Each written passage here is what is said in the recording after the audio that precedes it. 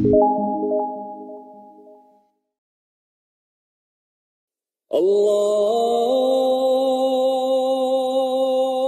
Akbar, Allahu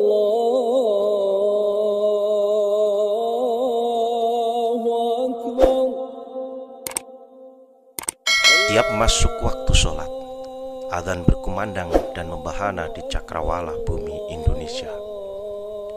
Saat itulah ribuan orang muslim berbondong-bondong untuk memenuhi panggilan itu. Masjid-masjid penuh sesak dengan orang-orang yang hendak menunaikan sholat menghadap sang Khaliknya. Tradisi dan adat istiadat masyarakat juga begitu terpengaruh oleh corak keislaman. Pondok pesantren dan madrasah adalah salah satu contoh pengaruh Islam dalam hal pendidikan dan pengajaran. Itulah sepenggal gambaran Indonesia sebagai negeri muslim terbesar di dunia. Walaupun bukan sebagai agama yang lahir di Nusantara, namun Islam begitu tersebar luas ke berbagai pelosok negeri dan menjiwai gerak hidup masyarakatnya.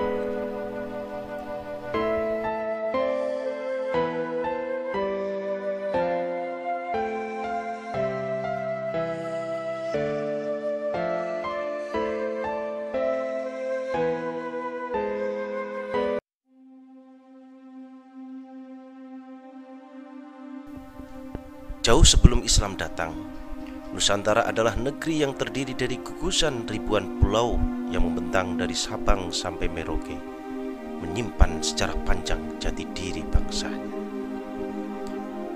Letaknya yang strategis karena berada di persimpangan lalu lintas pelayaran dunia dan diapit oleh dua samudra, menjadikan Indonesia menjadi tempat penting penghubung dan tempat berkumpul orang-orang dari berbagai bangsa. Wilayah Indonesia yang didominasi lautan dan didukung dengan tanahnya yang subur serta iklimnya yang tropis menjadikan Indonesia terus berkembang menjadi negeri maritim sekaligus negeri agraris yang memegang peranan penting dalam perdagangan dan pelayaran internasional semenjak dahulu. Mata pencaharian utama masyarakat yang tinggal di negeri yang berjuluk Zamrud Khatulistiwa ini adalah sebagai nelayan dan berdagang bagi penduduk yang tinggal di pesisir pantai, dan bercocok tanam serta berkebun bagi mereka yang tinggal di pegunungan dan pedalaman. Komoditas utamanya adalah makanan pokok dan rempah-rempah yang sangat dicari oleh para pedagang dari luar Nusantara. Maka wajarlah kalau Nusantara diistilahkan sebagai negeri gemah rimpah loh jinawi, negeri yang subur makmur. Kondisi demikian menjadikan masyarakat Nusantara memiliki karakter terbuka dengan para pendatang yang datang ke Nusantara. Kekayaan Nusantara tak hanya terlihat dalam sumber daya alam yang melimpah, akan tetapi juga kaya dengan budaya dan nilai-nilai luhur yang terus diwariskan dari generasi ke generasi. Ribuan suku yang mendiami pulau-pulau yang tersebar di Nusantara memiliki keragaman budaya dan adat istiadat yang menyimpan kearifan lokal sebagai bangsa yang memiliki sejarah panjang dan karakter yang santun serta gotong royong. Masyarakat Nusantara juga merupakan tipe masyarakat yang religius, memegang teguh ajaran agama dan kepercayaan.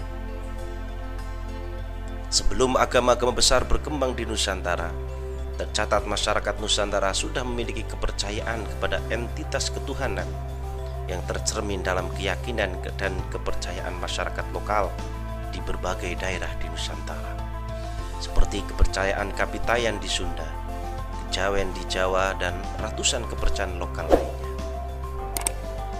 Tercatat dalam sejarah, para Brahmana dari India mengajarkan agama Hindu kali pertama kepada penduduk pribumi Nusantara pada sekitar abad ke-4 Masehi.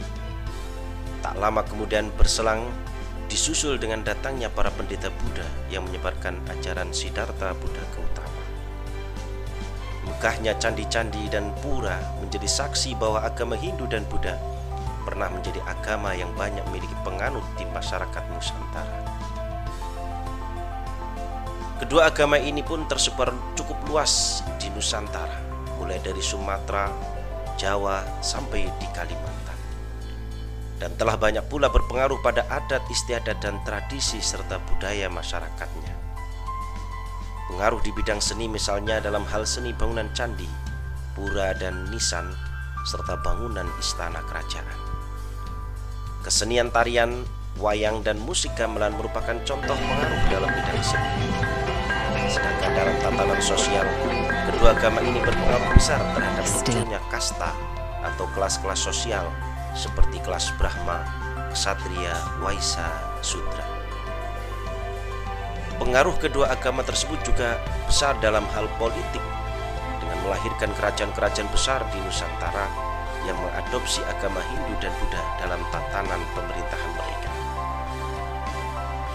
Tercatat dalam jejak sejarah bahwa Kerajaan Kutai menjadi kerajaan Hindu pertama yang berdiri di Kalimantan Timur. Dan pada sekitar 400 Masehi, Sriwijaya yang menurut agama Buddha menjadi salah satu kerajaan terkuat di Sumatera yang berdiri pada abad ke-7 Masehi kala itu. Di Jawa muncul kerajaan Kalingga yang didirikan pada tahun 674 Masehi, dan beberapa abad berikutnya pada sekitar 1293 Masehi, Kerajaan Majapahit sukses menyebarkan pengaruhnya yang besar di berbagai wilayah di Nusantara, utamanya pada era Raja Hayam Wuruk dengan patih legendarisnya Gajah Mada. Keberadaan kerajaan itu menjadi bukti masyarakat Nusantara